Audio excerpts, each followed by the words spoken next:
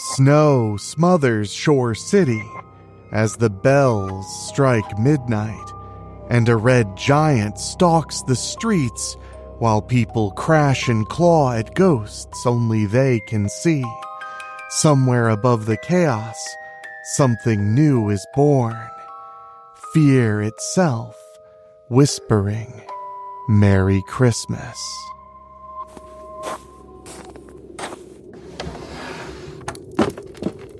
How did you get in here? Ho, ho, ho. What's that? You want to be scared? Come with me.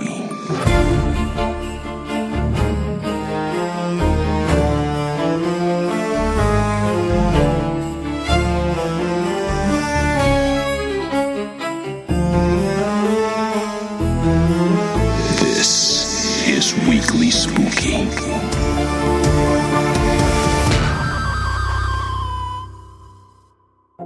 Hello, my spookies. It's not Wednesday, no, but it's the holiday season, and there's always room for another scare. I'm your host and narrator, Enrique Couto, and tonight we have a very special treat for you to unwrap. A novella-length story about love and loss and fear. But before we get to that, I want to say thank you so much for joining us. I'm so honored to bring a little festive fear to your holiday season. And if you love what we do here at Weekly Spooky and want to support us in a very direct way, you can head to weeklyspooky.com/join. For as little as $1 a month, you get 2 bonus episodes every single month, and my undying gratitude, as well as over 5 years of audiobooks and creepypasta readings at weeklyspooky.com/join. There are 90 spookies who've already signed up. You should join them this Christmas. And a big thank you to our sponsor, CozyEarth.com. If you need bedding or loungewear that's extra soft and extra comfy, head to CozyEarth.com and use promo code SPOOKY at checkout and get 41% off, and you'll support the show in doing so. So head to CozyEarth.com and use the code SPOOKY. But as for tonight, imagine it's Christmas Eve and the whole city is wrapped in snow and panic. People are crashing their cars, running from things no one else can see, screaming at shadows that vanish when the lights come on. Cops, kids, strangers on the street, all haunted at once, like someone flipped a switch in their heads. Now imagine there's something out there that likes it that way. Not a ghost, not a demon you can banish, just a shape made of every ugly thought you've ever had, every moment you wished someone would suffer. It walks the city in bare feet and a wicked smile. Tonight, we're not just telling a Christmas story about heroes and monsters. We're asking, what happens when fear itself decides you are its favorite present, and it starts unwrapping you from the inside out?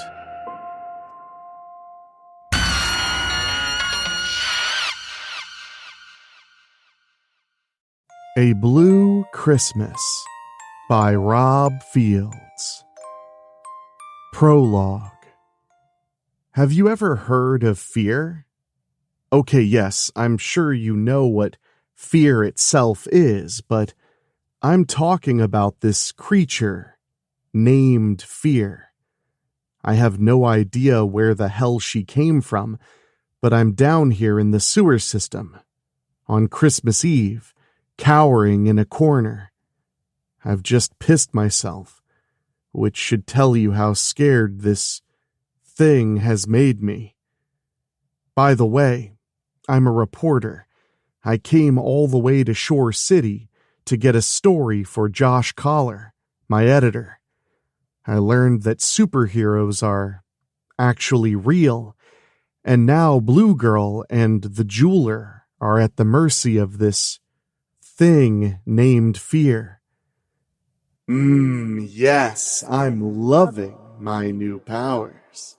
Now, my dollies, show fear what scares you the most. Then she shall use your fear to destroy you. Just seeing fear made me fall to my knees, but hearing her, she sounds like a little girl. Definitely one of the creepiest things I've ever heard. That's why I ran away and hid back here, like I said. I'm still scared as hell. Maybe I'm still too close to that thing. How did I get myself into this situation?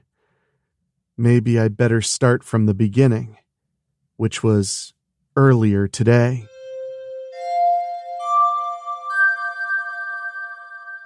Boy, do I ever know how to pick 'em. Take right now. It's Christmas Eve. This man finds me sitting in Shakers, a bar in Strickfield college kids like to frequent. Anyway, I'm wearing this tight-fitting dress and heels and nursing a tall glass of beer. You'd think I'd be having red or white wine, but I hate wine. Give me a good old-fashioned beer any day of the week. When I'm taking another pull, that's when I feel the man directly behind me and glance over my shoulder. He's wearing an all-white suit. Well, practically all white. He's got a black shirt on inside his vest. He's also got a piece of eye candy on either side of him.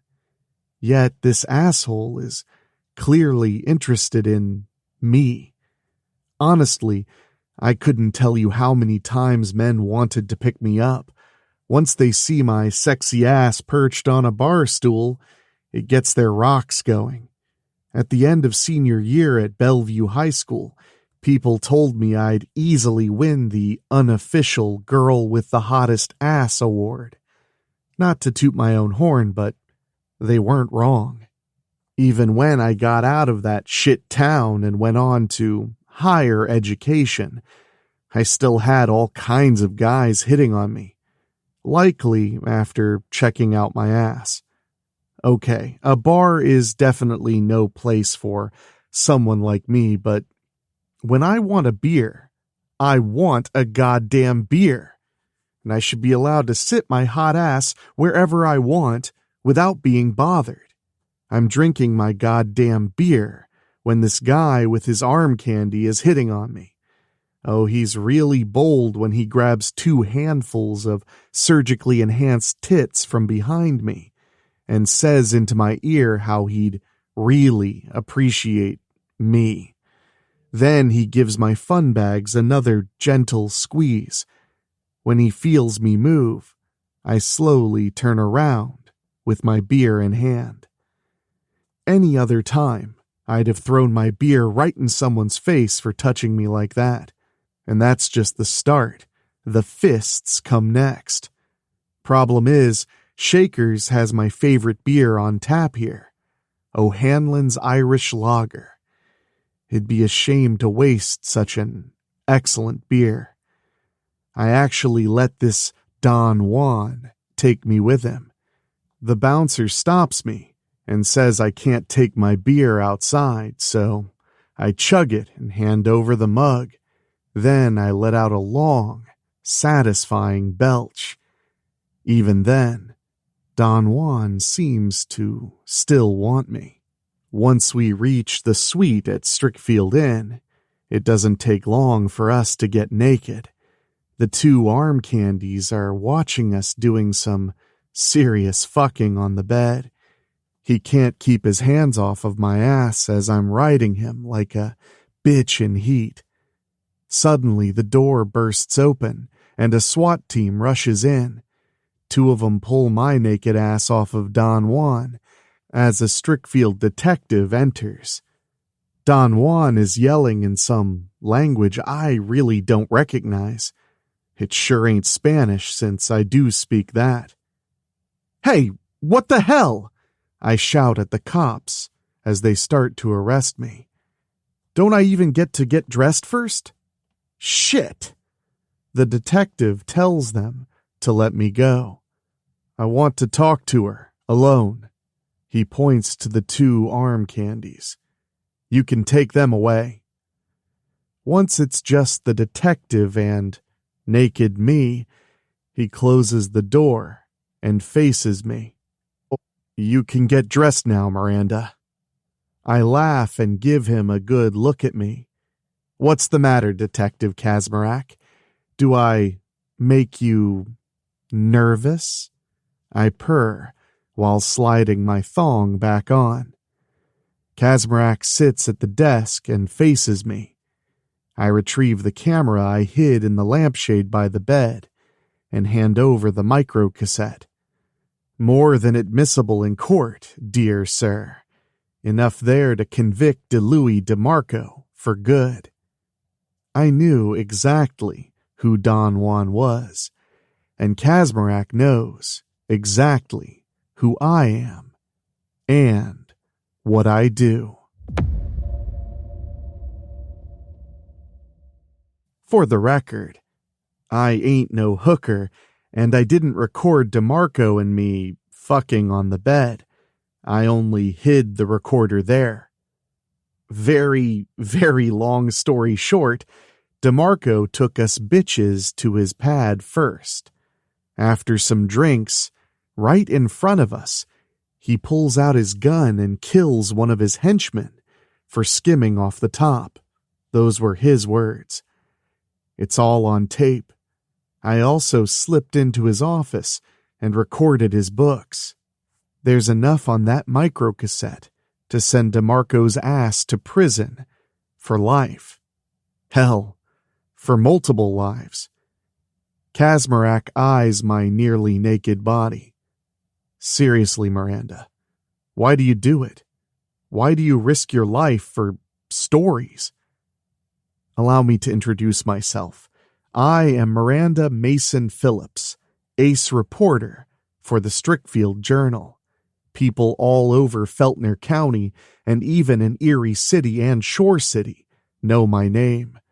I've been on The Tonight Show and 60 Minutes for some of the huge cases I've busted open, and DeLuis DeMarco is one of the biggest stories I've bagged yet. It doesn't take a rocket scientist to figure out if you want to make it big in this business, you gotta be willing to do absolutely anything to both get the big stories and remain relevant. You do that by taking the most serious of risks, including sleeping with a crime lord over and over again. In other words, this ain't the first time I used my body as a weapon. Hell, I even shot up heroin, snorted coke, and popped ecstasy while going undercover, just to get headlines. Withdrawals can be hell, but it comes with the job. Other newspapers have been offering me big contracts and incentives to get me to come work for them, but this little village newspaper continues to keep me rolling in dough and benefits. Also, my editor doesn't give me any shit, not when Miranda Mason-Phillips sells a shitload of papers. And on top of that, Strickfield's got major headlines flowing out of fountains here. For one thing, there's actually this giant lady spider, a creature with a human female's upper body and a spider's entire lower. I proved she was real when I snapped multiple pictures of her. When my editor first wanted me to get those pictures, I said he was full of shit. When he talked money, however, I went out and brought home the pics. Now, what's going on with me and Detective Kazmarak? Well, no, I ain't sleeping with him, but I sure wouldn't be opposed to it. Shortly after he transferred here from Erie City, he busted me when I went undercover in an illegal pornography ring. Months later, he busted me again thinking I was a prostitute at Strickfield University when a big drug bust went down. My editor vouched for me both times. Kazmarak and I got into some huge arguments. He loved saying I was interfering in police business. I kept shoving the First Amendment in his face. When he threatened to arrest me again, I dared him to. Eventually, we started working together. Now him arresting me is his way of getting me to safety, so I can give him crucial evidence, much like just now. He gets credit for the arrest and I get the top story in the Strickfield Journal and any other papers that negotiate with mine to syndicate my stories. "Why do you do it, Miranda?" Kazmarak asks me again. I give him my wicked smile, 'cause I ain't got nothing else better to do. He shakes his head slowly as I finish getting dressed. When the coast is clear, Kazmarak drives me into downtown Village to the home office. When I get out of the car, I close the door and lean in the window. "Until next time, detective," I purr. He sighs and shakes his head slowly. I back away from the car and head inside the Strickfield Journal, just as it starts to snow. My editor, Josh Collar's sitting behind his desk. The look on his face says he's expecting something from me. I pull out my smartphone and remove the micro SD card. After I give it to him, he loads it up and looks my shit over. Yes, good. Hell yes! He looks at me now. Yeah, he may be my boss, but he treats me like a real friend. "Why do you do it, Miranda? You're good enough to be the top news hound for USA Today or any paper you want. And here you are still working for a little village rag like mine." He quickly holds up his hands. "Believe me, I appreciate everything you do for my little paper. Hell, I was just printing village news before you came along wanting a job, saying you had to start somewhere. So I take a chance on you, give you a job, and what do? You turn my little village paper into the biggest goddamn newspaper in the state of Ohio. Hell, we're shipping lots of papers to Erie City and Shore City, and even outside of the state. Why me, Miranda?" Suddenly, the phone rings. Josh quickly answers it. Yeah? What's that you say? Are you serious? No, I'll get my ace reporter over there stat. Josh slams the phone down and looks at me. "Get that sexy ass of yours on the roof. Ernie's gonna fly you to Shore City. There's some mechanical monster running rampant there. And I want that story."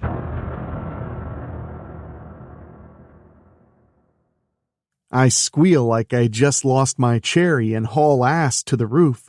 Ernie Smith, our resident helicopter pilot's waiting and ready to fly me wherever the boss says to, even on Christmas Eve and with snow coming down fast.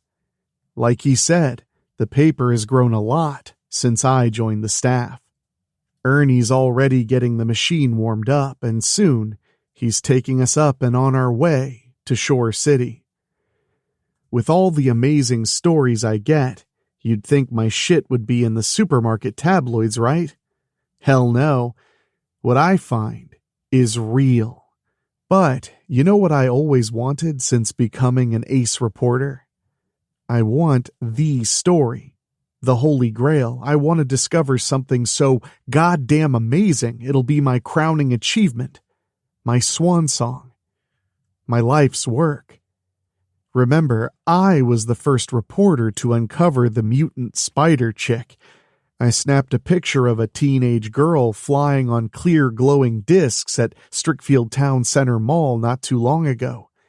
If there's those two, then there have to be others. Believe me, I know I did plenty of drugs for the sake of getting headlines, but I promise you I ain't out of my gourd. Seeing all that tells me there's something more out there, and I want to know what it is so badly. What is it that makes mutant spider chicks real? What gave that teenage girl the ability to fly around on red discs made of light? And then there's all the other weird shit I've discovered. Like I said, Strickfield's got stories flowing out of fountains. I'm beyond excited when Ernie's getting me ever so closer to Shore City. You know how many times I've scooped other reporters who were too chicken shit to do what I do? Call me a braggart, I don't give a shit. But I can back up everything I say, and I'm willing to do whatever it takes to get stories, even if it means my sexy ass. I am Miranda Mason-Phillips, goddammit. Perspective. Candace. I bite into yet another green apple. How many of these delicious delicacies have I eaten since coming to call both Earth and the village of Strickfield my home? Ever since Luscious and Norma Redmont discovered me back in 1822 and shared their home with me, my life took a completely different turn. I felt so lonely, even after being the sole survivor against Hellweaver in the Battle Guard's last stand.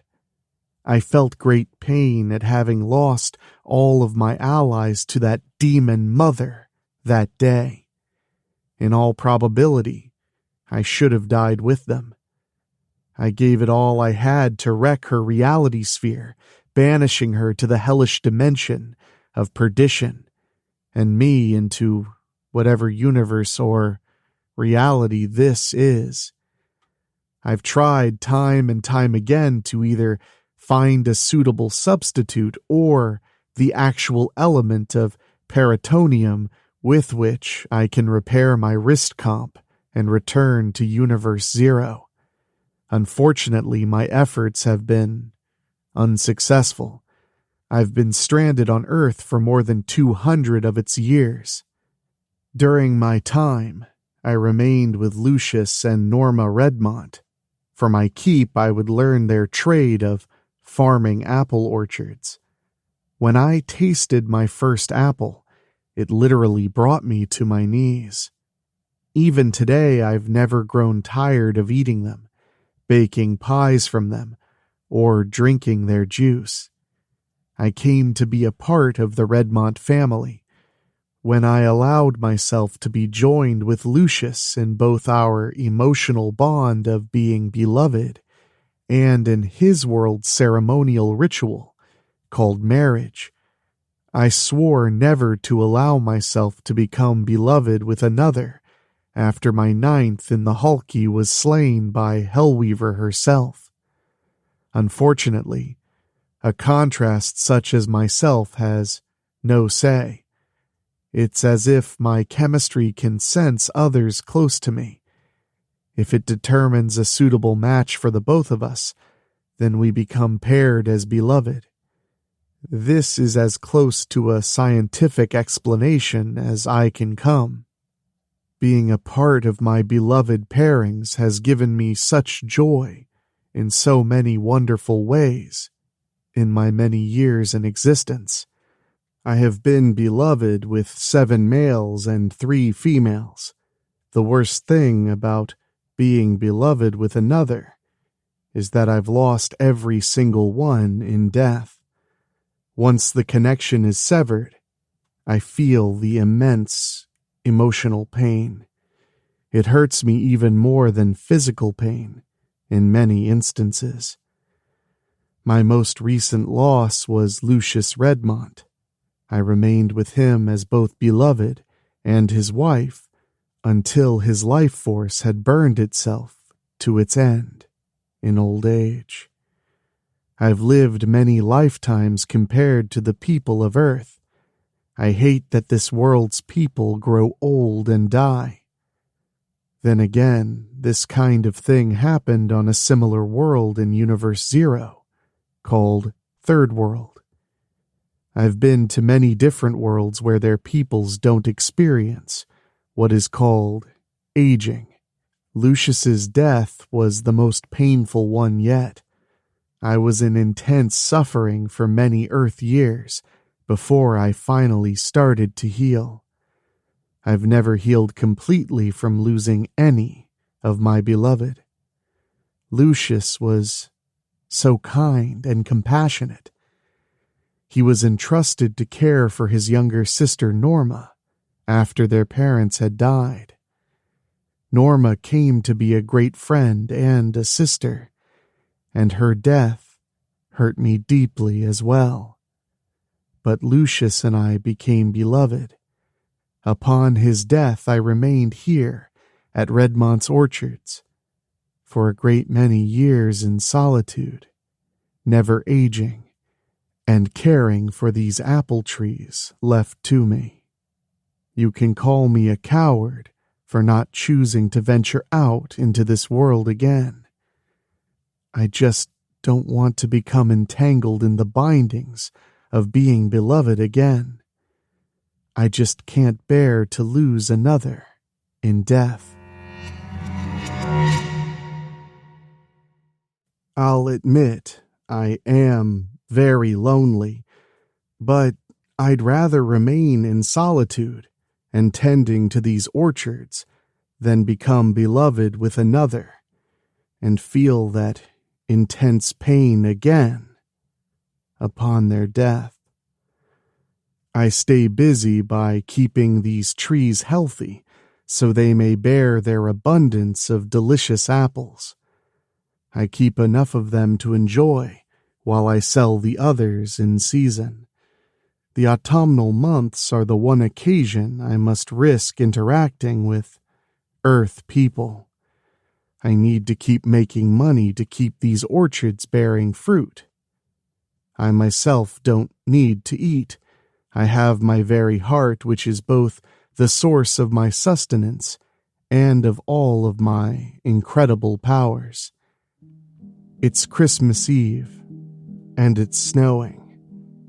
Just seeing this beautiful white stuff coming down makes me love this time of the year. It was also a snowy world many years ago that caused me to become the being I am today. I'll have to tell you my full origin story when there's time. After pouring myself some cider, I sit in front of the television and activate it to look for more Christmas specials and movies to watch. I immediately stop changing channels when I see a special report coming from Shore City. There's some large mechanical being walking around and creating chaos. I've lived in isolation for many years. It's true there have been reports of criminal activities such as murder and theft. I've often wondered if I could have made a difference with my great powers. Then I remember the pains of losing each beloved and withdraw. This is why I don't blame you for calling me a coward. Perhaps also selfish. I want to change the channel, but I just can't. That mechanical monster is creating devastation on the streets of Shore City. Far too many innocent lives could be lost if this isn't stopped. I have the power to both combat that monstrosity and to stop it. I no longer have a choice. I've lived in isolation for many years, though I knew it couldn't last forever. That day has ultimately caught up to me, at long last. Blue Girl must return after all of these years. I stand up and turn off the television. I move into my bedroom, that I once occupied with Lucius as his wife. I find my wrist comp and apply it. It activates and transforms my clothing into a totally new costume. Blue boots nearly touching my knees, a full bodysuit transitioning from the darkest blue to the snowiest white, from the center to the sides, gloves matching my boots, and a purple vest that's open, and a mask covering the majority of my face. Only my shimmering blue hair, my sapphiric eyes, and my mouth are visible. For a brief moment, my anxiety forces me to stand still. I really don't want to leave the safety of these grounds. Then I remember what Shore City is faced with, and know I can't be selfish any longer. I've mourned long enough. For the first time in many Earth years, I speed forth from the Redmont apple orchards and race to Shore City. Thanks to my super speed, I can get there in a matter of seconds. Seeing how fast I move, it's like nothing has changed. My powers haven't diminished in the slightest. I'm still the fastest one there is. Period. Soon, I'm crossing one of the many suspension bridges to enter Shore City. I finally come to a stop when I see the mechanical being. I also see another costumed female attempting to fight that thing on her own. I've seen her in action on the television before. The jeweler. I don't know if this costumed hero has superpowers or not. I know she uses many forms of likely modified jewelry as weapons, hence her name. I'm thinking that she's just a human, but she's quite trained as both a fighter and an athlete. She's able to keep that metal monster from grabbing her as she tries using her jeweled weapons against it. When the jeweler lands on her feet, both she and the machine see me standing not too far away. Seeing the look on the jeweler, she doesn't know who I am. But she doesn't waste any time breaking the ice with me. No pun intended. "New girl, if you're able to help, I could sure use it." After hearing the jeweler, the machine raises its hands and makes blue fire appear. But two can play at that game. The only difference is this machine's fire can hurt me if I let it touch my skin. Mine is a cold fire. I nod to the jeweler. We are allies. Then I glare at the machine and show it my own blue fire. The jeweler soon comes to my side. From there, the two of us make a quick plan. Perspective, Miranda. After Ernie lands the chopper, I don't waste any time and haul ass to where the action is. Right away, I'm seeing this big red mechanical thing moving around in the middle of the snow-covered street. It definitely left a trail of destruction behind, including the police cars that thing blew up. I have no idea what the casualties are. Now I'm seeing that thing staring down two chicks. They're wearing Halloween costumes. Then I see the hair on one of them is blue. Where did she get that fiber optic wig she's wearing? Then there's the other one wearing a catsuit decked out in jewels. She's the vigilante known as the jeweler. I've been following her story for years. You'll learn more on that later. Suddenly, the monster machine raises its arms and fires a mini rocket at a nearby apartment building, one full of innocent people in their homes on Christmas Eve. When the building starts crumbling, the blue-haired chick suddenly takes my breath away. She moves at the most incredible speed I've ever seen, leaving a trail of neon blue light behind her. Now she's bringing people out of the building 2 at a time, putting them down by the police, then running back in to get more. This is it. This is the amazing phenomenon I've been looking for since I became a reporter. There's no way that blue chick is from Earth. I'll bet my life on it. Josh is probably shitting bricks back in Strickfield, watching the footage I'm live streaming to him. As expected, not a single other reporter is here. They don't want to risk their asses over this thing. The blue chick keeps bringing out more and more people. Finally, the building finishes collapsing, just as she's bringing out 2 more. She places them with the others. I didn't see any others inside. Are you all out here? Everyone looks at one another. Then a mother yells to the blue chick that her daughter is missing and to check the basement apartments. The blue chick doesn't waste any time and runs back inside. She must have gotten into the basement, meaning the rubble hadn't fully collapsed it. The mother's really scared now. Then she cries out for joy when the speedster returns with the little girl in her arms. Looks like she's okay.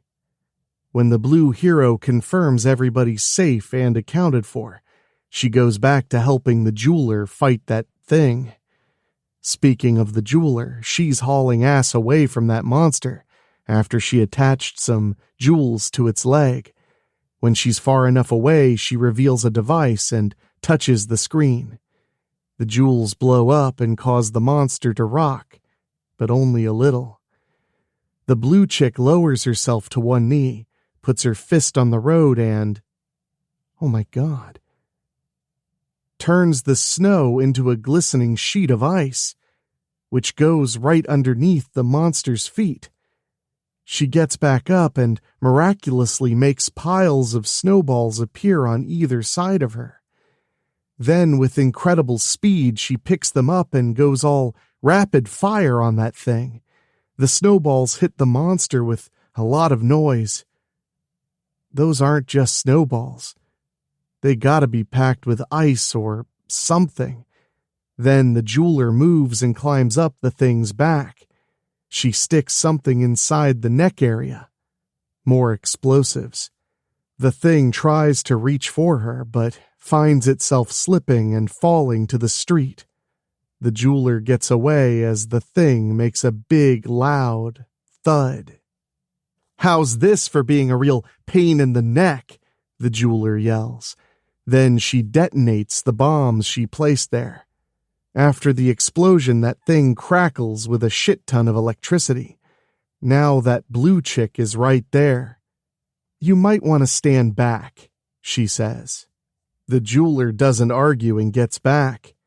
The blue chick puts her hands on the head of the mechanical giant and is making herself shake super fast, causing the monster's head to vibrate until it falls away from the body.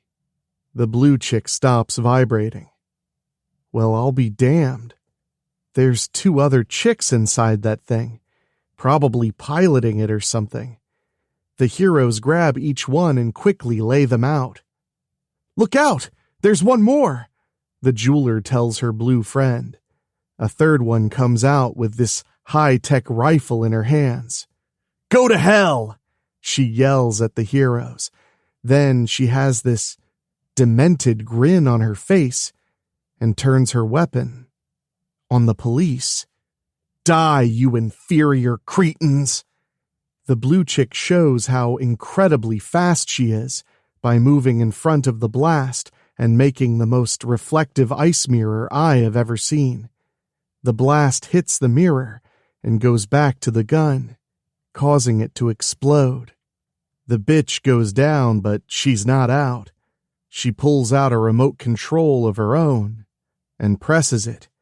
Suddenly, what's left of that mechanical giant explodes.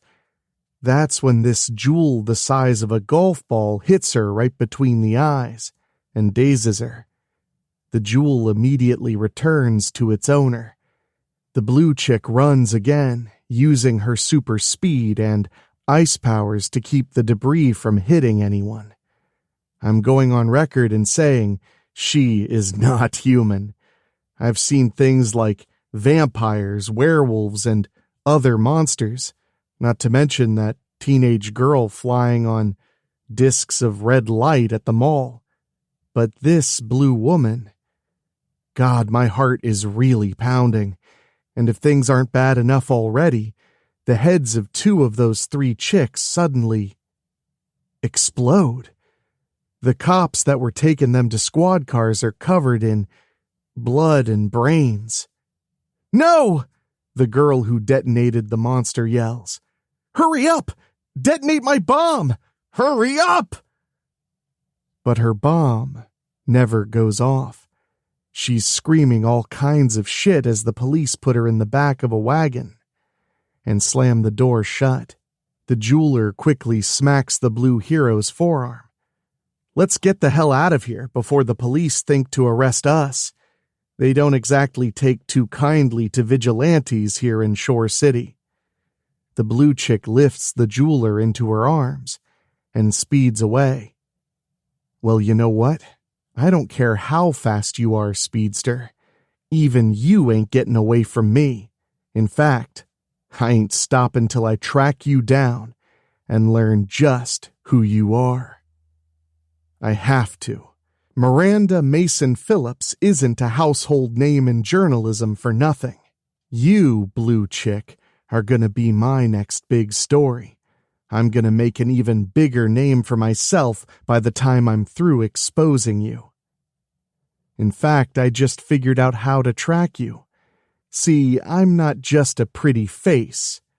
I also have a reputation for being a detective. In fact, it's in my job title, investigative reporter. And now, alien, I am so coming for you. Perspective, blue girl. When the jeweler and I are safe enough, I set her on her feet. She raises an eyebrow. Her face is concealed by a similar mask to mine. "I've never seen you before tonight." "I've been out of action for several years," I reply. "I'd rather not go into my life story." She nods once. I can respect that, especially since we really don't know each other at all. She quickly changes the suspect. "You've really got some incredible powers. What's your name?" "Blue girl," I reveal. "And I already know you are the jeweler." She smiles. "We worked pretty well together, taking that thing down. In case you don't know, those little girls we stopped are part of some secret society called the Blue Ribbons. You can always tell one of them by their tattoos. A figure 8, like a breast cancer ribbon, except it's all blue. Anyway, those blue ribbons have been making life hell for the people of Shore City for some time. I don't know their whole story, but I have a feeling something huge is in the works with them." When I nod once, she continues. "Normally there'd be more of us out here, but the others are out on missions elsewhere. Right now there's only 4 of us in our new group. We're called the Final Defense." She raises her eyebrow again. "You know, we could definitely use someone like you." I slightly raise my hand and shake my head slowly. "I'm sorry, but I can't. I appreciate the offer, but I've got problems of my own." Before the jeweler can persist, I turn and speed away. I don't go too far when I feel my grief overcoming me again. I stop and remove my mask. Even after these many years of solitude, the pain of losing Lucius still surprises me, and it grips me tenaciously. I fall to my knees and sob. I hate being so alone. In whatever this universe is, I am truly alone.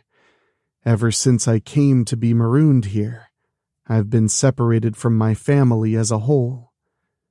I made a new one with Lucius and Norma.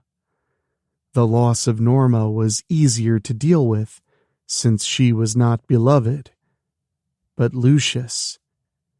In the past, I've had to deal with the loss of every beloved in this way. With the previous 9, I would throw myself into my work to cope with the pain. It's not so easy with Lucius's loss. Perhaps it was because Lucius didn't live as long as the others before him. I came back out into the world again to help the jeweler, but I can't remain among these humans. After my pain subsides, I collect myself and return to my feet. It's then when I feel I no longer have solitude. I turn and see. Oh no. Why does it have to be her?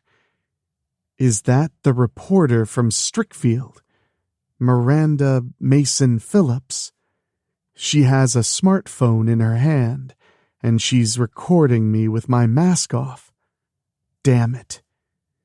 It had to have been those blue ribbons and their mechanical monster that brought her here. You are truly amazing, Mason-Phillips gushes. Of course, I would have never imagined you were Candace Redmont, owner of Redmont's Orchards. I turn and boldly stand toward her. What do you want, human? She laughs a little. Oh, I already got what I want, and then some. She lowers her phone. I can literally feel her elevated excitement. I want your story, Blue Girl. Or do I just call you Candace? Her eyes are wide open when she sees I now have her phone. How did you... Oh, that's right. You got super speed. She laughs a little. You could destroy my phone, but it won't keep your secret identity from being revealed. See, it's already in that little thing called the cloud. Even you aren't fast enough to determine which servers the video might be on. What do you want? I insist. I've never felt such excitement in a human. I'll tell you what, if you give me your life story, I'll consider deleting the footage. On Earth, we call it, you've got to give to get. She sees an opaque wall forming behind me. She looks over her shoulder to see one now forming behind her. Do you really think you can blackmail me, human? Even if you were to reveal my current secret identity, I can always create new ones. I narrow my eyes on her. I can even put you on ice.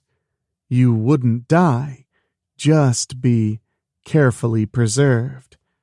I grab hold of her. I could even run with you on my shoulder. The velocity would ultimately kill you, since you would freeze and then fall apart. I know normally you're supposed to burn up, but velocity works quite the opposite with me. But Mason-Phillips is anything but scared. You won't kill me. I can see it on you. You'll have to do better than threaten my life. I back up and pass through an ice wall. I can simply leave you in here then. There's nowhere for you to run. The reporter's expression says she knows I have her, but she's not backing down. I know you're an alien. You're the story I've searched for my entire life. I just want to know you, Blue Girl. Please don't turn your back on me. She tightens her jaw. I know you won't kill me. You're not a murderer. I roll my eyes. As you say on Earth, whatever. I turn and walk away. In truth, once I've gone far enough, the ice walls will become unstable and disappear since I'm not close enough to maintain them. I just want to get away from this reporter. Come on! Don't leave me like this! I'm serious! She calls out. I just want to know you. Come with you. Please don't crush me like this. Come on! I stop and remove the walls. Soon Mason-Phillips attaches herself to me again. Go home, I tell her. You've got no story with me. You will not be able to make revealing my secret identity stick. For the record, Candace Redmont is not even my real name. I put my mask back on. Now leave me be. I have my own problems to deal with without you adding to them. Then Mason-Phillips snatches my wrist. Fortunately for her, my insulated costume keeps her hand from getting very, very cold. With my skin fully exposed, the temperature is easily 20 degrees Fahrenheit to the touch. I'll give you something, and then you'll let me come with you. Now the reporter gives me something that changes everything. I heard you and the jeweler talking about the blue ribbons. I know exactly where those crazy bitches are hiding out here in Shore City. I raise an eyebrow. So, what exactly do you want from me? Her emotions are elevated higher still. I told you, I want your story. I want to be your friend. You're amazing. I know you're a... What the... Now her wrists have suddenly been shackled. Too busy running your mouth, reporter, the jeweler says with a smirk. How did you find us? I ask her. The jeweler chuckles and reaches behind my ear. With this, I planted a microtransmitter on you. I wanted to find you and convince you to join the team. I know you said you've got your own problems, but who doesn't? I know I sure do. The jeweler turns to Mason-Phillips. Now I believe you were saying you know something about the location of the Blue Ribbon's lair here in Shore City. The reporter shakes her head slowly. Go to hell. I ain't giving you shit. With me, you don't get something for nothing. That's the way the world we live in works. Fine, the jeweler answers. Mason-Phillips smiles big now. Since it's going to be us three working together, I'll gladly share what I know. What do you mean, us three, reporter? Jeweler mutters. Blue Girl and I have powers and skills. What exactly do you have? She scoffs.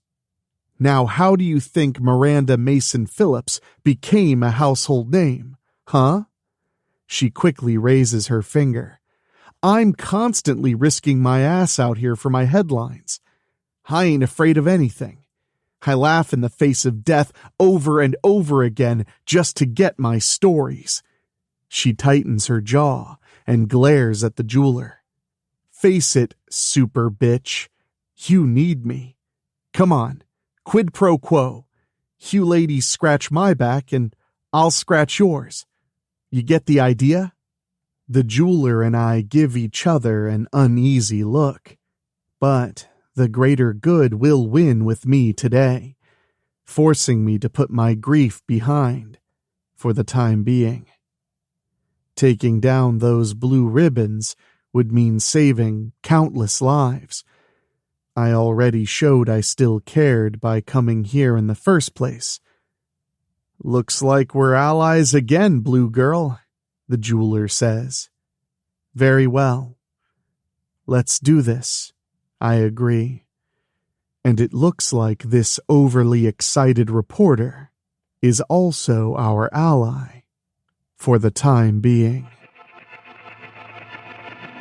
The 5th Precinct, Shore City. The arrested Blue Ribbon was placed in a jail cell after she was forced to change into a jumpsuit. The young woman refused to say anything when she was apprehended. Her superiors had taught her to obey the first part of the Miranda warning, a key teaching as she was assimilated into the secret society bent on world domination. When the police saw her, they likely determined that she just wouldn't talk. While that was part of it, the real reason she was aggressively upset was the bomb failing to detonate in her head. She knew it would be only a matter of time before methods would be utilized to make her reveal her secret society's very secrets. She most certainly didn't want to betray her sisters. She remained in her cell for a time before she would finally have a visitor. It would be a woman, but not any of her fellow Blue Ribbons. The prisoner couldn't believe her eyes when she saw the figure was horned and wearing a metallic outfit that covered her large breasts and her bottom. What really got the prisoner's attention were her great wings. The prisoner still refused to speak, even though she was horrified. "Do not worry, mortal. I am not here to harm you," the being said. "I am here to perhaps be your salvation." Who or what are you? The prisoner finally spoke, trembling.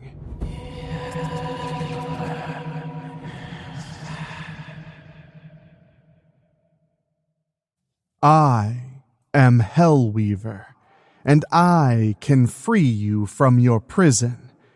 I can do more than just that. I can give you power. The reason you are inside that cell is because the device implanted within your head failed to detonate. You would truly die for these women whom you call your sisters. Suppose they were to come for you. Do you believe they would take you back into their ranks? Or do you feel they would end your life, believing that you have disclosed valuable information to the authorities?" The prisoner sat down on her cot. "Okay, what? You would just open this cell and let me out? What's it going to cost me? My soul? Come on, I ain't stupid." "Your servitude. I shall grant you your release and the power to avenge yourself. In return, you shall serve me as I wish. Of course, you are not obligated to accept my offer. Upon my departure, you shall remain in here until such time." The prisoner was indeed interested now. "You say you'll give me power. What kind of power are we talking about here? What sort of power do you desire? Enlighten me." The prisoner stood up and went to the door. "I'm so sick and tired of being scared all the time. I want the power to literally scare the living shit out of people. I hate always having to fear authority. I want authority to fear me. I want everyone to fear me the way they make me fear. I want them to have horrible nightmares about me whenever they sleep at night." "I see. I can indeed grant you the very power that you seek, and to prove that to you." Hellweaver suddenly reached inside the cell and put her index finger and thumb to the prisoner's head. She cried out for a brief moment before Hellweaver withdrew her hand. The demonic goddess now held a microscopic device. I believe this is the failed device that once resided within you, the explosive. As you now witness, I have removed it. Your will is your own again.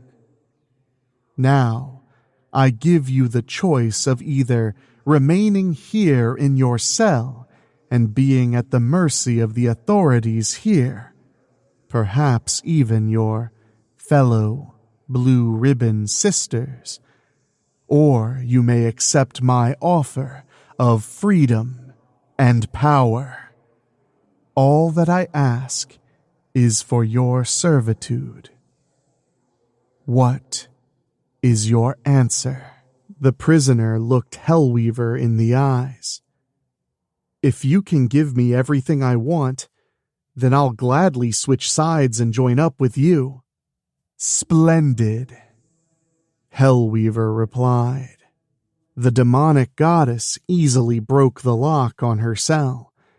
Once the former prisoner stepped out, Hellweaver took her hands. Now I shall grant to you the power that I have promised. Hellweaver transferred an enormous charge of power directly into her new servant. Do not resist me, child. Accept the power that I am giving you. Allow it to flow throughout your body.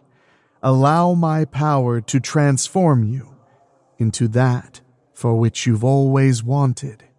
Relinquish your humanity and surrender yourself to the power. Surrender yourself to me.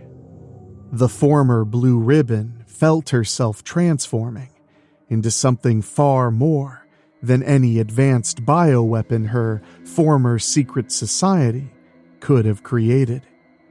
She moaned as Hellweaver continued to infuse her with power. Her clothes tore and flew away from her body as it was transformed into what the former mortal envisioned. When Hellweaver was finally finished, the new creation looked over herself. She was fully nude, except now she had mist covering her breasts and bottom. She turned and looked into the mirror above the sink in what was at one time her cell to get a glimpse of her face. She still retained her beauty, but at the same time, she knew she would be feared now. She turned to face her new goddess. What do you want me to do? The creature asked in her new, childlike voice. First, I shall give you a new name. From this moment on, you shall be Fear. For now, you control the very emotion that is your namesake. Your limits are only your very imagination, or of those who would be unfortunate enough to cross you. Fear smiled now. I'd like to test my new power. Hellweaver smiled back. By all means. The goddess stepped aside to let the dark bluish humanoid with the luminescent yellow eyes exit the jail. Fear found she didn't have to open the door as a human would. She simply passed right through it. Hellweaver stood by and watched as the police beheld her newest creation. Fear me, the creature said simply. Suddenly, many of the police were becoming terrified. Hellweaver knew that fear was causing their greatest nightmares to come to life in their own minds. The only difference was that fear's victims could literally see their greatest phobias and anxieties. In the real world, Fear watched the horror she had created with her new power and smiled with satisfaction. She gasped when the mortals were unholstering their weapons and shooting at their worst fears. Except they were actually shooting and killing each other. A few of the mortals had dropped dead from an overdose of fear. Fear glided across the floor and finished off the rest of them. Then she turned to her new goddess. Yes, this is exactly what I want. All right. What do you want me to do?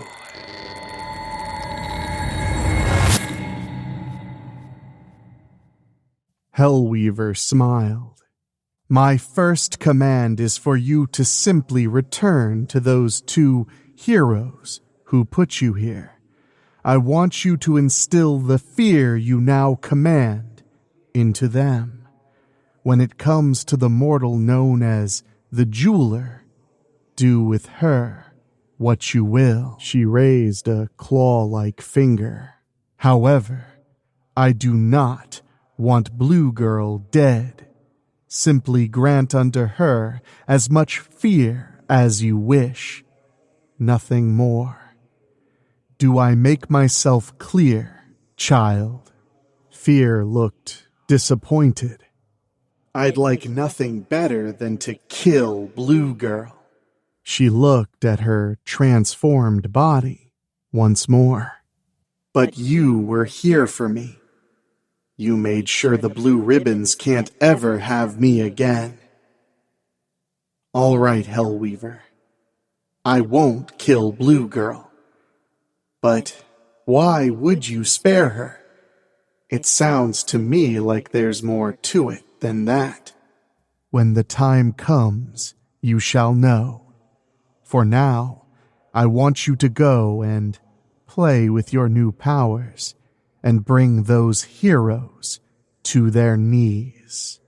Fear sneered, and her eyes sparkled. With pleasure. Hellweaver watched as her newest creation floated across the station and out through the double doors. She knew that the heroes would have their hands full. Perspective, Miranda. I'm with Blue Girl and the jeweler. Who'd have thought we'd be walking around down here in the sewer system? I told them I knew a way to get inside the Blue Ribbons compound through here. I got the feeling they're getting impatient with me after we make some interesting turns. Hell, it takes us almost 20 minutes to get to that one particular door. Unlike the many others we've passed, this one has an advanced security system on it. This is it, I tell them. I saw a couple of the blue ribbons go in here a few months ago. While I am a very good investigator, I'm not tech-savvy enough to crack a sophisticated lock like this one. I'll handle this, Blue Girl says, raising her left wrist. She has this thing on it that she's working like an advanced personal supercomputer. Got it. I gasp when I hear a beeping sound, and the door unlocks. The heroes look at each other as if knowing we could be potentially walking into a trap. Before we discuss a plan, this thing suddenly appears right behind us. She's floating as she puts a hand on each of the heroes' heads. 2 beautiful dollies for Christmas to start my collection, the creature says, talking like a little girl. Now, let's see what my newest toys most fear. Oh shit! I shriek and fall to my knees. Now the heroes are on theirs. Whatever this thing is has them under her spell. She's a naked woman with navy blue skin and black hair, and 2 glowing yellow eyes. She has clouds billowing around her to provide her some modesty. She's also got this evil, demented smile. Shit, I have never been so scared in my entire life. Ever since this freak showed up, I feel so cold, like during winter nights back in Bellevue, when I was homeless as a little girl. Now the creature looks right at me. You're just a cheap dollar store dolly. I don't want you. I want these 2. Leave before you die from that which you fear most. I am so unbelievably scared, but I make myself get up to get away from that thing. Once I'm at a safe distance, I'm trying to get a better vantage point. The eyes on both heroes are plain white now. Whatever that thing is doing to them, she's really got them under her spell. Yes, I'm loving my new powers. Now, my new dollies. Show fear what scares you the most. Then she can use your fears to destroy you. I know I like to brag that I'm a total bitch, but I ain't leaving them at the mercy of that thing. They're superheroes, for Christ's sake. Plus, I need Blue Girl's story. I'm feeling better now that fear's not concentrating on me. Problem is that I can't get too close to her. I'm still taking deep breaths. Christ, I even pissed myself. Okay, maybe I'm still too close to fear. If I can't come up with some kind of plan, I'm just gonna have to throw myself at her. All right, calm down, Miranda. Think this one through.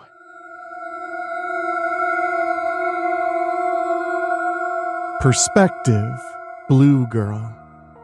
Where am I? When everything starts to come into perspective, I'm seeing my home back in Strickfield. The scenery tells me it's Christmas Day. I'm indulging in yet another apple when I feel my beloved wrap his arms around me. There you are again, eating more apples, Lucius says, squeezing me lovingly. He knows how cold my body is, yet he never hesitates to touch me. He knows I'm not of this world, and he doesn't fear me in the least. I put my apple down and turn to face him. The 2 of us share an intimate kiss. I've come to learn about this Earth holiday, known as Christmas, through Lucius and Norma. I remember this point in my life so clearly.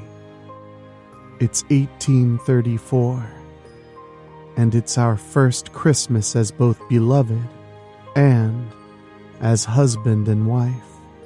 I had been with many different species as beloved, but none of them were as unique as Lucius. For a human male, he truly understood what it meant to have me in his life. He truly loved and cherished me, never seeking to exploit me in any way. Yet, why do I feel something is terribly wrong here?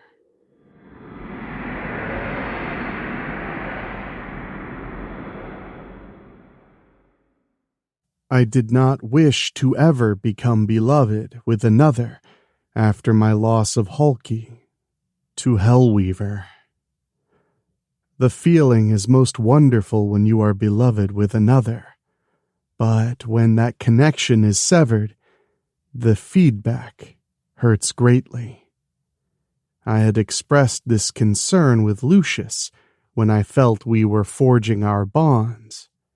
I knew I would not have too many years with him. I was completely honest about everything. Still, he didn't care.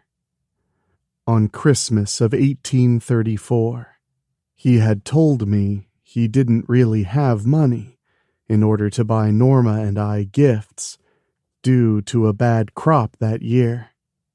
I didn't care. I was always grateful that the two of them had not judged me upon first seeing me.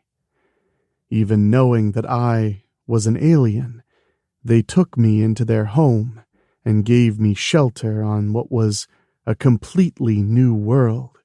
In return, I worked for them and let them teach me the ways of their orchards. I told Lucius that my family here was the greatest gift I had ever received. Even though I loved my new husband, I was always in great fear at knowing one day I would lose him. And that was when things took a turn for the worst. Norma appeared, but she wasn't herself.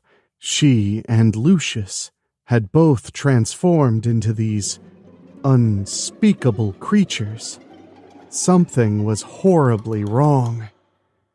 Why am I experiencing this particular Christmas again, but in this way? Then those things speak as one voice. How dare you continue to live? We died giving you a home. This is how you repay us? I've never felt so grief-stricken in all of my thousands of years in existence. I'm holding myself and sobbing at how much this fear, anguish, and pain hurts. We contrasts feel these things far more than most beings in the multiverse. We have great powers, but we are also creatures of emotion. I'm so sorry, I choke out. I warned you that our bond as beloved and our marriage would be short. I cared for you until your last day, Lucius. It wasn't enough. You should have died with us, Janessa. It's not fair. That last part just kept echoing in my mind, again and again. I fall onto my back and feel the tears freezing to the sides of my face as they trickle from my eyes. The reality of being lost in another universe, becoming beloved with one of this world's inhabitants, and losing him to old age and death had been a great emotional burden. I never regretted my days with Lucius, even knowing I would feel this great pain someday. It's not fair. It's not fair. The voices keep repeating. Then those things are hovering right over me. It's time for you to come with us, Janessa. It's time for you to join us in everlasting death. I scream my loudest as they descend upon me. Now I'm feeling as though someone is shaking me. Everything around me turns into a distortion.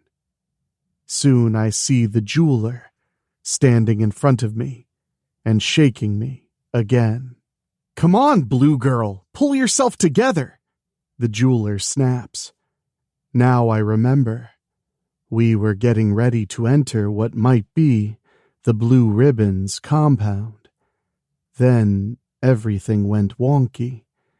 I know that it's Christmas Eve of my current time, but I'm still feeling disoriented. I remember now, I tell the jeweler. But didn't you feel it too? She nods. I don't know what that thing is, but it found out the hard way. You don't ever want to be poking around in my head. It's never a nice place to be. She helps me to my feet. Don't let your guard down. That thing is still lurking around here somewhere. The only way to beat it is to not be afraid. I sigh and shake my head. Easier said than done. I'm not like you, jeweler. What is it you're so afraid of? She demands. No, you don't get it, I tell her. I'm not of your world. My emotions are like yours, but greatly amplified. I'm not going to go into my alien physiology with you, but I am heeding your warning as best I can. I'm looking around. Where is that creature? The jeweler looks at the open entrance into the Blue Ribbon's compound, then looks upward. We should probably look into stopping that thing first. It's out there somewhere, another voice calls out. We see Miranda Mason-Phillips coming toward us. She's looking very scared herself. I don't know if that thing entered her mind the way she entered ours, but she seems to be hanging in there. I'm finally beginning to think clearly again myself. Are you sure? The jeweler asks Miranda. Positive, she answers. The jeweler looks at the entrance into the compound again. Then I tell her what I'm thinking. Why don't you go inside and see what you can find? I'll head up and try to find that creature. It can't hide forever with my speed. The question is, can you both not get caught?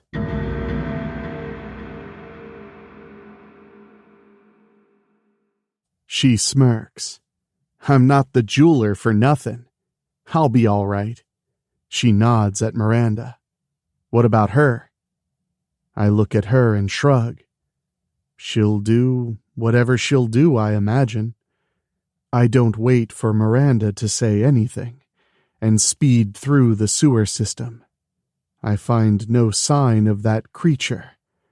Once I make my way back to the street, there's already chaos with people being terrified. Then I see her floating above and energy radiating from her body. The fear that all my new dollies give off. She moans like she's enjoying an intense massage. So delicious and so fulfilling. That eerie, childlike voice is most nerve-wracking. The creature not only has people cowering, there are multiple automobile accidents. I've got to direct that creature's power at me. I just have to remember what the jeweler said, and not fear her. This is easier said than done, but I'm the only hope these people have right now. Also, I'm an icy cold speedster. How good could that creature's powers be if she doesn't have the speed to use them? I'm the fastest one there is. Period. I make sure the creature sees me when I ascend into the air. Now she sneers at me. I was wondering when my new favorite dolly might return. Come to me. I want to feed on more of what frightens you. You'll have to catch me first, I tell her. Her eyes gleam. With pleasure. When I turn to fly away, she's suddenly right on me. Your fear is the tastiest of all, my dolly. I don't care what you are, but I want to be you. I can feed off your fear for all eternity. She moves to shift her hand into my brain again. I didn't realize this creature could be so fast. I'm trying to fly us away from everybody, to keep her solely on me. The problem is I can't fly at super speed, only run. That's when I let myself drop, when I feel the creature trying to hug me from behind like her lover. My boots brush against something, and I see I'm near a building. I've got to get this thing out of Shore City, and right now. More! I must have more! The creature moans as she continues to squeeze me to her. I can feel my elevated fears beginning to overcome me yet again. I have to focus on my running. The creature hangs on as I bolt down the side of the building and onto the street. I'm running throughout Shore City, trying to make it to one of the suspension bridges and get out of town. My hair is leaving a trail of neon blue light behind me. That creature is still holding on, but she won't be affected by the velocity. I believe I generate a protective field when I run. When holding people in the past, they haven't frozen up or burned. So, yes, I lied to the reporter earlier about how velocity works in my case. You can run as much as you wish, my dolly. I am fear. There's nowhere you can run where I cannot follow, especially when I'm attached to you. I'm focused on my running and don't think about my fears. This creature calls herself Fear. Where did she come from? She must be drawing off what leftover fear I'm experiencing. I'm concentrating on running, so I'm not giving her my actual fear. Soon I'm crossing the bridge and leaving Shore City. Yes. Keep feeding me. You make me want to truly merge with you, with your fear. You could feed me and be my dolly forever, since you're an immortal, like me. When we reach an open area, I stop, and fear is suddenly removed from me and tumbling on the snow-covered ground. When we reach an open area, I stop, and fear is suddenly removed from me and tumbling on the snow-covered ground. When I used to be a vampire, winters on Earth never bothered me. Now that I've been transformed as a result of that freak accident on that alien world ages ago, winters feel so unbelievably wonderful. Fear manages to stop herself and levitates in the air. Who or what are you? I ask. Fear laughs like a child. Don't you recognize me? I was one of those young women you recovered out of our machine earlier. The bomb my former sisters planted in my head malfunctioned, resulting in me being arrested. But as I was sitting in my cell, my Hellweaver came and offered me both power and freedom in exchange for my services. She kept her promise. Now I'm keeping mine. She especially wants me to play with you, my dolly. I gasp when I hear Hellweaver's name. So she does still exist after our battle for the multiverse over 200 years ago. I don't know how Hellweaver found this girl and made her arrangement with her, but if that demonic goddess is free once more, it's no secret she would target me. I'm the one who thwarted her plans during that last stand. And Fear is right about Hellweaver. When she makes a bargain with you, she will always keep her end of it. But woe be unto you if you don't keep yours.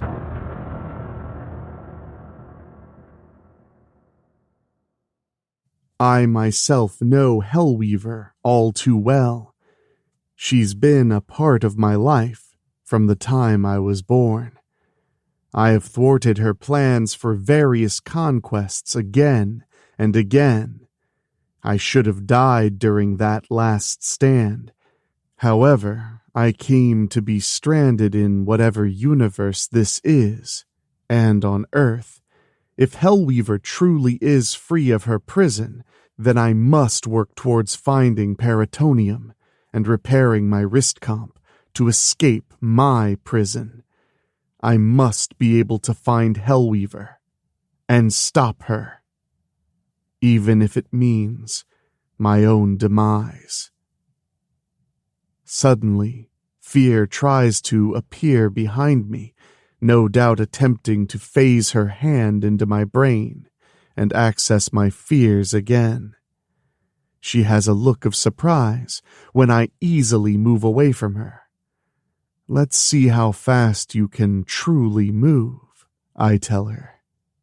Then she laughs and flies straight toward me. I turn and use my super speed to stay one step ahead of her. I'm aware she's capable of teleporting, but I'm faster than even teleportation itself, and easily run around her to keep on moving. Oh no, you're being a very bad dolly. I demand to know more of your delicious memories. Show me more of what frightens you. I'll follow you wherever you go. Have I now become your obsession? I say, feeling her fly close to me again. Clearly, she's much faster than me in the air. I've got the advantage, though, on the ground. Aren't there enough humans on this world to satisfy your hunger? Not the way you do, my favorite dolly. I don't know what you are, but you're easily premium food compared to these plain-style mortals. I have such a taste for you now. I want more. Then she looks away. Yes, a shiny new Christmas train to play with. When I see fear moving away from me, I quickly shift and run her way. Soon, she's flying right over a passenger train, speeding down the track. I know she's got something in mind for it. I run ahead to try and anticipate what fear is planning. I'm well ahead of the train when I see she's channeled her powers and destroyed the bridge on the track ahead. It's time to choose, you naughty dolly. Continue to evade me or save these plain dollies in the little toy train. But to save them, you'll permit me to invade your psyche and feast upon your fears again. More of your secrets shall be revealed to me. You don't have much time to choose. I don't know what that human was before meeting Hellweaver, but she's proven to be both creepy and intelligent. She can easily make plans based on her environment or situation. She knows I'll have to save the people on that train. The problem is, it's not just fear I have to worry about. The gap she created in destroying the bridge is vast. What I'm about to do could cause great injury to me, possibly even my death. But I don't have a choice. I cannot let those people die. The only way I can save the train is to utilize my power over ice. I can construct things by thinking of them and making them appear. As long as I can focus, the ice will maintain its shape and not melt away, even in the hottest of Earth's summers. I create a new bridge from my ice powers.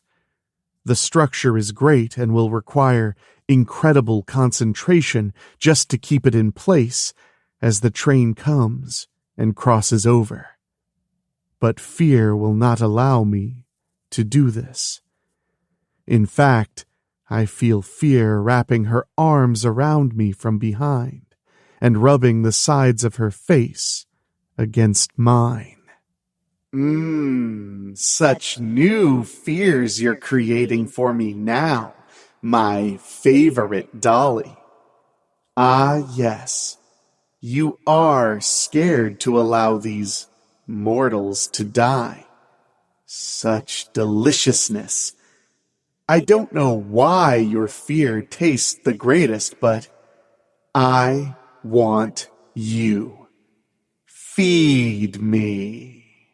Fear is making my elevated emotions more evident.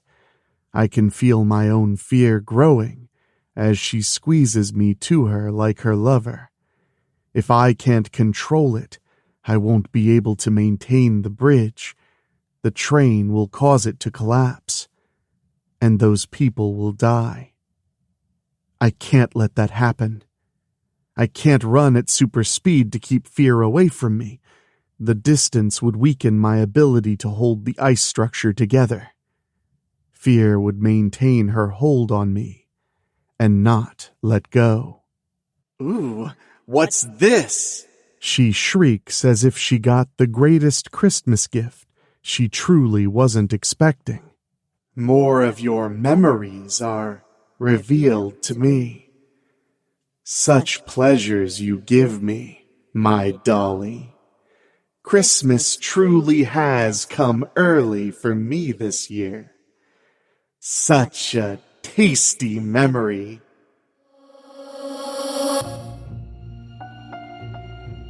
The far past. I'm reliving my earliest days when I was but a young woman and first lived among the humans of a parallel Earth. This world was called Terra and was in Universe 910. Looks like both Fear and you will learn a little of my ancient past. As you now know, my birth name is Janessa. I was an abomination to the people of my homeworld of Traylon. My mother, Queen Kara Thrawn Dail, had borne me with a vampire from Terra. Like all children, I took on many qualities and traits of both of my parents. No matter what mother would have told her people, they would never have accepted me as her own daughter and would have overthrown her to destroy me. In order to keep me safe, it was agreed that my father would take me to Terra with him. I knew him as father, but many, the universe over, knew him as Dracula.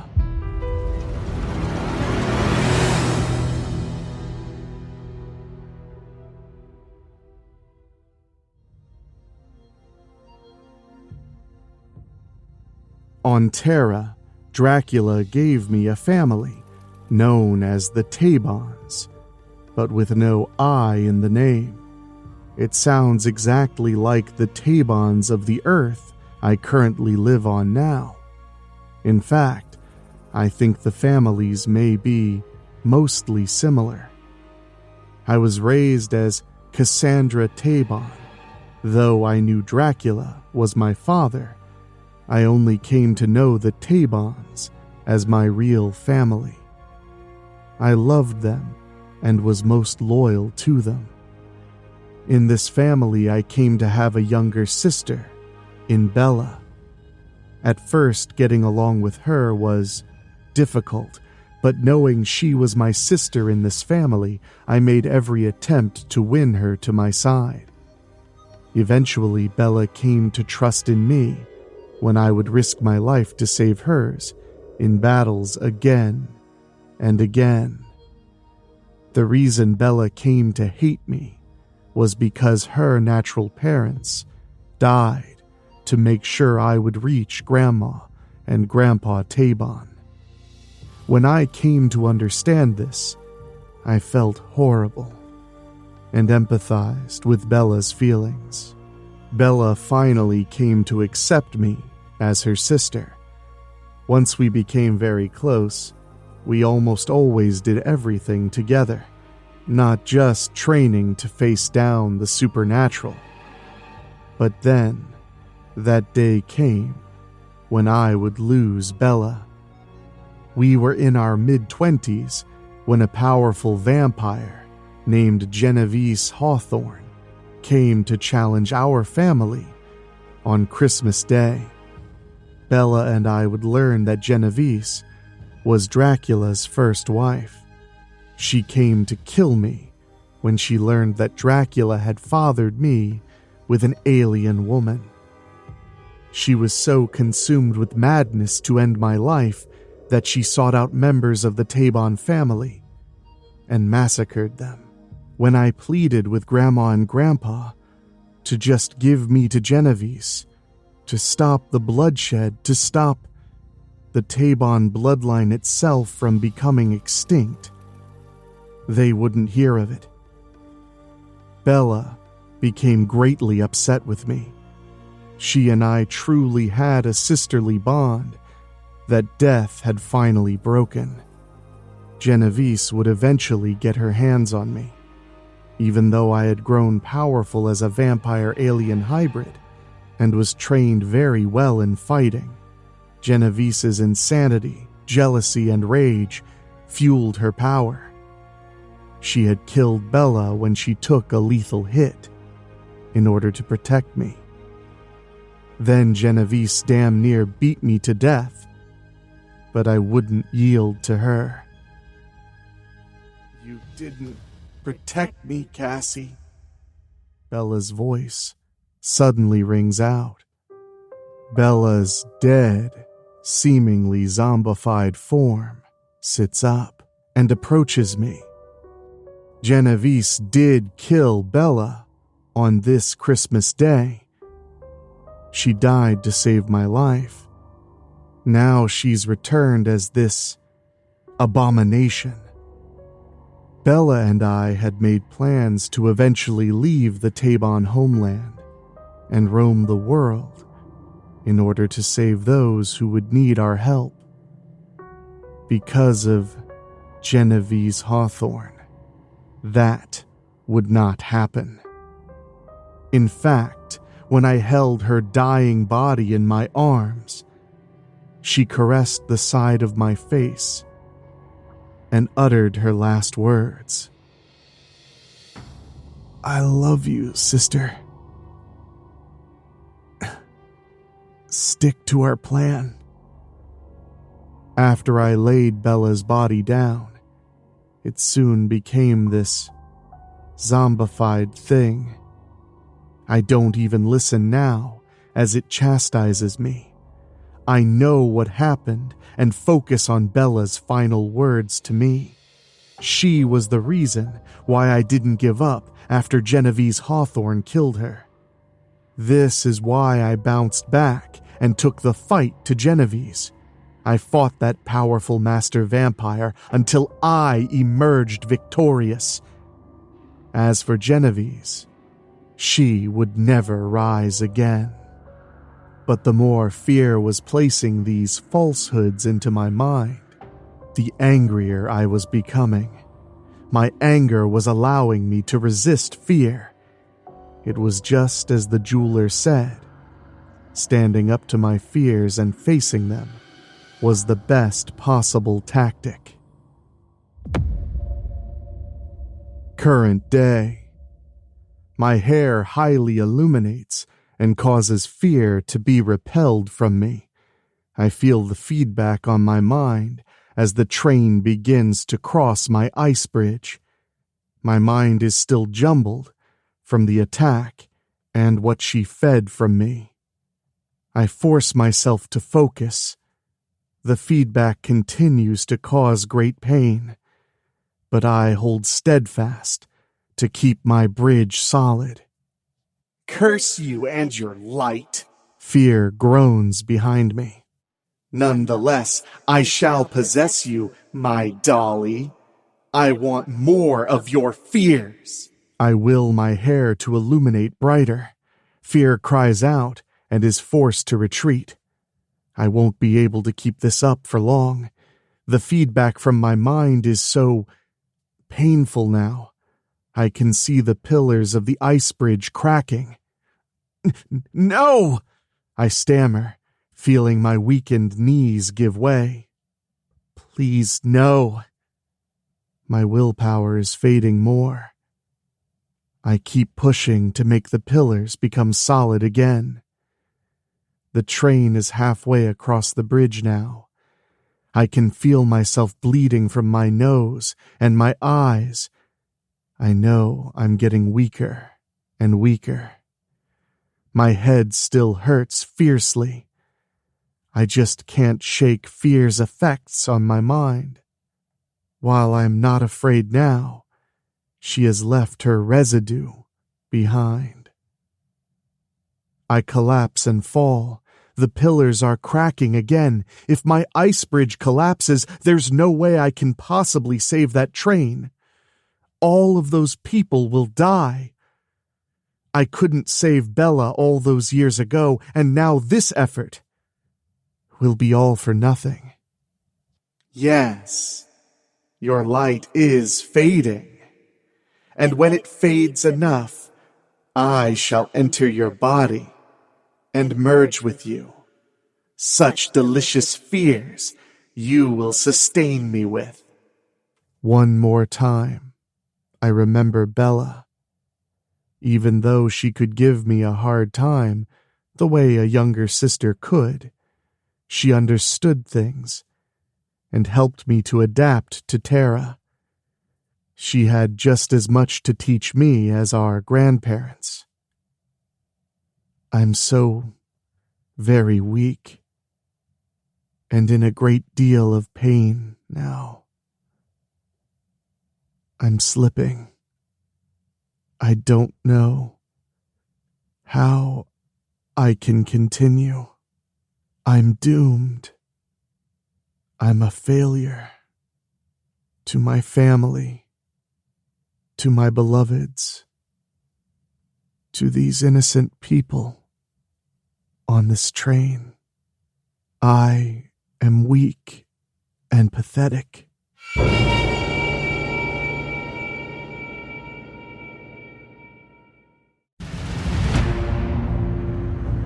No, this isn't about me. I have to save these people, no matter the cost. I force myself to my feet. I feel my heart growing more powerful as it sends bitterly cold energies throughout the rest of my body. My hair illuminates brightly yet again to drive fear back. I can keep my bridge together. My heart is the source of my vast power. It is what sustains me. The train is almost to the end of the bridge. I watch as the last car is off. I did it. I saved those people. Now, I turn and face fear. You never should have entered my psyche again. You were the one who inadvertently helped me save those people. Fear raises her hands in front of her. I don't care about that. I sigh. That's why you joined the Blue Ribbons, wasn't it? Because you no longer cared. I can't say for sure, but you gave up your life to them. You gave up your very soul to Hellweaver. You may think you've got the bigger and better deal, but the time will come when Hellweaver will place you in a situation where you will wish you had never made your arrangement. Hellweaver gave me a new life and a new purpose when the Blue Ribbons would have found and killed me. I have power now. With it, I gained my revenge on all of them. And now I shall finally claim you, my dolly. Not today, I tell her. I speed right to her and drop her with a punch. She wipes the glowing yellow blood from her mouth and looks up at me. You're not supposed to be able to touch me. I'm intangible. I raise my finger. You said so yourself. It's your name. You are fear. As long as I let myself feel that emotion, you have power over me. But I don't fear you now. The sapphiric light radiating from my hair seems to affect you. And since you are corporeal now, I grab fear and place her up on my shoulders, then run at super speed. No! No! I run around the world, again and again. As long as I hold on to fear, my intense velocity will not destroy her. Let me go! Please. Eventually, I do stop and put her down just outside a set of double doors.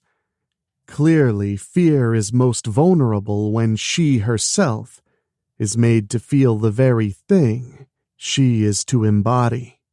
From there, I take her hands and encase her in ice. The police of the 6th Precinct see that I've given them fear. They don't know what to make of me and my cargo, but the officers ask me to wait and go back inside. Before long, this team from Miranda Technologies comes and takes the frozen creature away. They load her into what appears to be a refrigerated truck. That should keep her on ice indefinitely. Suddenly, I hear the bells and turn to look up at the big clock nearby. It rings 12 times. The other humans know it too, because they wish each other a Merry Christmas. I can't help but feel my own icy tears rolling down my cheeks and freezing. As long as Christmas Day continues to come every 25th of December, I'll always be forced to shed tears for Lucius, since Christmas was our favorite time of the year. It was this Earth holiday that he loved sharing with me most. "Hey!" a voice calls out to me. I turn to see Miranda Mason-Phillips and the jeweler approaching. When we're not within earshot of the police, I ask them, "How was your expedition into the Blue Ribbon's headquarters?" The reporter growls in frustration. "That goddamn creature got to all of them before we could. I don't know how, but she managed to kill every single one of them. I mean, those looks of anguish and horror on their faces even scared me." She tightens her fists. "And I don't scare easily. You can't afford to get scared when you're in my line of work." The jeweler adds, "And with those women all dead, it would have taken a great deal of time to access all those supercomputers and other advanced technology the reporter and I found there." She raised her finger. "Time we wouldn't get since the self-destruct sequence suddenly initiated. I had to grab Miranda and get us the hell out of there. Unfortunately, the Blue Ribbons were well prepared." Somehow I'm not surprised, I agree. I even feel a bit let down. I would have liked to have seen if they had some equivalent of a peritonium chip. Even though I've been stranded on this world for many years, I know I can't give up, especially since I know Hellweaver has finally resurfaced. "I've seen these Blue Ribbons before," the jeweler mutters. "Once they clean up in here, they'll either abandon their compound or set up again with a new crew. Either way, we haven't seen the last of them." She looks at her communication device. The other members of the final defense are finishing their mission, but they won't be back anytime soon. I'm ready to leave and head back to Strickfield. Then the jeweler quickly snatches my wrist. Wait! I'm not sure that I'm ready to join your team, I tell her. I'm still not okay. She nods once. Understandable. But I was going to ask you, if you don't have any plans for Christmas, would you like to join me for dinner at my home? I could hear the melancholia in her tone, which triggered my own emotions. I could understand that, like me, she herself had lost someone dear to her and was alone for the holiday. Clearly, she could sense the same thing from me. I don't wish to be alone on Christmas again this year. I agree to have dinner with the jeweler, and much to my surprise, she invites that reporter. I could sense the sadness she felt, which is why I believe she accepted the invitation. She did not want to be alone on Christmas Day, either. I'll leave the reporter side of me at the door, she promises. Yeah, please do, the jeweler responds. Perspective, Miranda. It's not often I promise not to be a reporter. Remember, I'm all about me. Still, these two did save a bunch of people and on Christmas Eve, and they weren't looking for any reward or accolades. They did it because it was the right thing to do. I still have my angles, though. I've been looking into the jeweler for some time and already determined her secret identity. All I gotta say is, Charlie Evans is definitely one of the wealthiest women I know. I mean, this woman has a fortune in jewelry, among other things. What's her story? 10 years ago, Christmas Day, Wilmot Evans attended a special event with his wife, Char, at the Masonic Auditorium. After they were leaving the event, these thugs came to rob them. When they tried assaulting Char, Wilmot fought for her and was gunned down in the street. Char was shot repeatedly, but the thugs didn't have time to make sure that either one was finished off.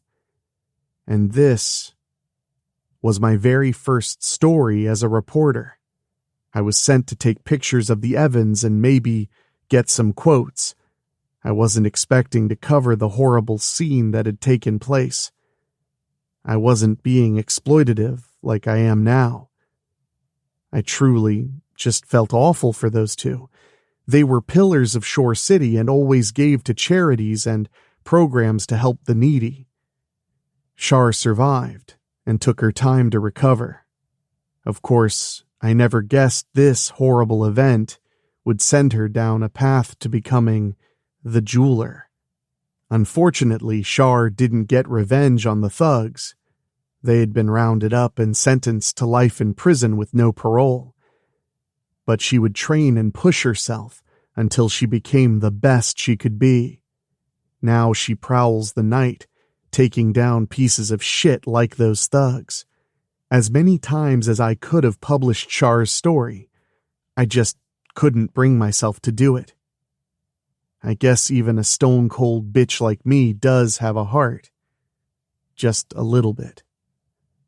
Char still lives in this luxurious mansion her deceased husband moved her into after they got married. Even though she's hosting Christmas dinner here, she's still dressed up in a formal evening gown, like she's going out later. And Blue Girl. Wow, she showed up wearing a gown that looked like it could have been made from crystalline ice. Both of them didn't need to wear masks since they seemed to trust each other now. For the record, I said I wouldn't publish Charlie Evans' secret, but I never said anything about Blue Girl.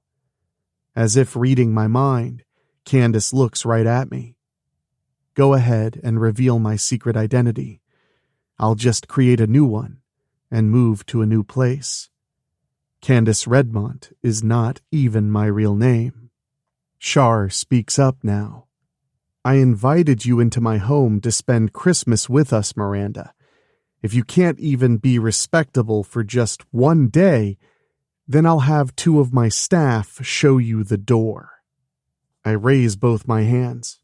Okay, you win. I won't publish either of your personal stories. I stand up. But God damn it, I want your stories. I want the ones you 2 will create with saving people. Those will sell newspapers for sure. Shar stands up and points at me. But not today. Need I remind you of your agreement to leave the reporter in you outside? She's got me. I nod once and tell them. I understand. I will. The 3 of us enjoy Christmas together. Shar even shows kindness to her servants and lets them enjoy this magnificent feast they helped prepare. Her husband was a kind and generous man, and she honors his memories by being the same. Eventually, the 3 of us do leave the Evans mansion and head out to a Christmas event at the Masonic Auditorium, where we see a Broadway-level performance of Charles Dickens' A Christmas Carol. Shar explained that it was Wilmot's favorite story of all time, and she keeps this memory of him alive by always attending the special Christmas Day performance. Even Candace seems to shed some icy tears. Funny thing is, Candace's skin is snow white. I'm sure people think she's an albino. Her blue hair is more of a reddish violet now. Turns out she can make her fiber optic-like hair into any color she wants. I can't lie, I'm pretty jealous. This alien woman is going to be my obsession. Just sitting next to her is really exciting. Candace is the most amazing phenomenon I've ever seen. Forget your vampires and ghosts or even the mutant spider girls out there. Candace is an actual alien with powers beyond our comprehension. Things people like me can only ever dream of seeing, let alone doing. I gotta find a way to stay close to her, somehow. Imagine if I could actually visit her world and see the things she's seen. I know I'm not getting any sleep tonight when we're leaving the event. Shar poses for a few pictures with Candace and I. At least I'll have something else to send Josh for tomorrow's edition. For the record, Josh already got the footage from me of when Blue Girl and the jeweler took down that mechanical monster yesterday. When the photo ops here at the venue are done, we get into Shar's limo and return to her house. I still can't take my eyes off Candace. When we reach Shar's mansion, we head inside. We spend some time talking about things. Eventually, those blue ribbons bitches come up. Shar says she'll keep looking into them. Doesn't it strike you funny that a secret society of college-aged women had a compound right here in Shore City? Suppose there are more of them in other cities, maybe even around the world. I've been pondering the same thing, Candace admits. Shar raises her finger. And once I inform the rest of the team about them, I'm sure investigating them is going to become a priority for the final defense. Shar and Candace look at each other for a moment. Then Candace says, "Okay, fine. I'll join your team." Shar brightens up. "Are you sure?" Candace nods. "It's clear this world needs me again, especially with those blue ribbons being a very real threat. I can't be the only other one you'll need to recruit. It can't just be the 5 of us to defeat this." She points at Candace. But maybe with you joining us, it'll entice other heroes to want to join up too. You're not the only one with superpowers. Elementor, Hotshot, and Street Warrior, they also have them. Although you are the only one who's an actual alien. Char extends her hand. Welcome to the final defense, Blue Girl. Candace shakes her hand to seal the deal. Then Char looks at me. I know what you want. Don't worry, you'll get your headlines for your village's newspaper, so long as you cooperate with us. Char stands up quickly. And if you even think of screwing us over, I'll make sure you go from being an ace reporter to becoming a laughingstock of the newspaper world. Your good name will forever be tarnished. Believe me when I say, I do not make idle threats. Then I just point at Candace and blurt it out. I want her story too. I look at Candace. I'm so fascinated by you. I want more than anything to know your background. I want to know you. Candace shakes her head. No, I don't want you publishing anything regarding my life. I don't believe this world is ready to accept the existence of alien beings. Not with the way your people can be. She's right, Char agrees. Then I say those 3 words I very much hate saying most. Off the record. Now I have their attention. I don't want to publish your life stories. I mean, I do. At the same time, I don't. It's just me here. I know your story, Char. But I really want to know your story, Candace. You're what I've been waiting for my whole life. Then I declare, I would even quit my job if it meant I could really know you. Char and Candace look at each other again. Then Candace tells me, it won't come to that. For me to share my life story, you'll have to prove to me that I can trust you. You did threaten to expose me just yesterday.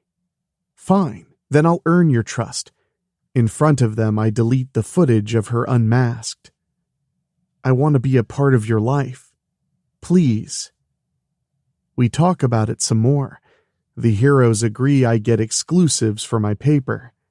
And I promise Candace and Char I won't publish their personal stories. And if I can't be here in Shore City when shit goes down, they agreed to contact me exclusively and fill me in on all the juicy action. Then Candace gives me a little something this Christmas. Just a little. I'm not just an alien, Miranda, she tells me. I'm not even from your universe. There are a great many stories about my existence that I could share with you.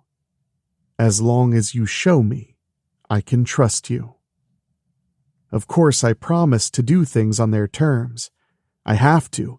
I can't lose this great Christmas present that literally fell right into my lap. As long as I get to work with the final defense, I can make the name of Miranda Mason-Phillips even bigger. But when the time comes, Blue Girl, I swear to Almighty God I'm leaving with you and going wherever you end up going. If you ever leave Earth one day. We 3 ladies toast to both a very Merry Christmas and to our new arrangement. Believe me when I say, you'll be seeing a lot more of yours truly down the road. And I don't mean just my name across the headlines in the Strickfield Journal each and every day. Until next time.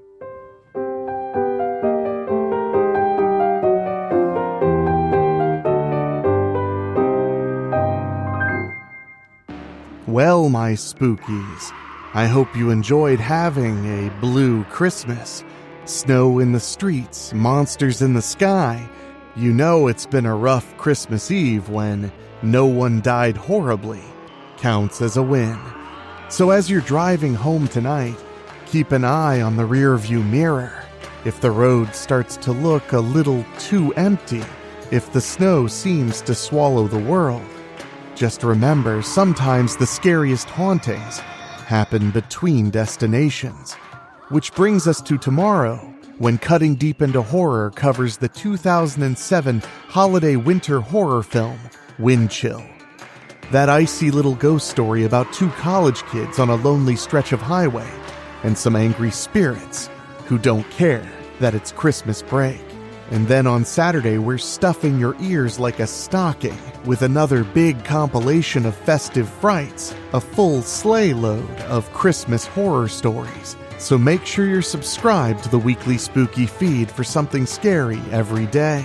And a big special thank you to our Patreon podcast boosters, folks who pay just a little bit more, to hear their names at the end of the show. And they are Johnny Nix, Kate and Lulu, Jessica Fuller, Mike Eschewey, Jenny Green, Amber Hansford, Karen Ouimet, Jack Kerr, and Craig Cohen. Thank you all so much, and if you want to hear your name at the end of every episode, just head to weeklyspooky.com/join and sign up at the $15 a month or higher tier. The support really does mean the world to me, and you get all kinds of fun bonuses, even at just $1 a month. But now it's time for me to get back to work. There are so many more shows before the big day, and I am beat, but I never get tired of bringing you a fright. So for myself, for my executive producers Rob Fields and Bobbletopia.com, my producer Dan Wilder, and my creepy composer Ray Mattis, I'll see you tomorrow. Thank you for listening. Make sure to find your way back next week. But for now, you are safe. Trust me.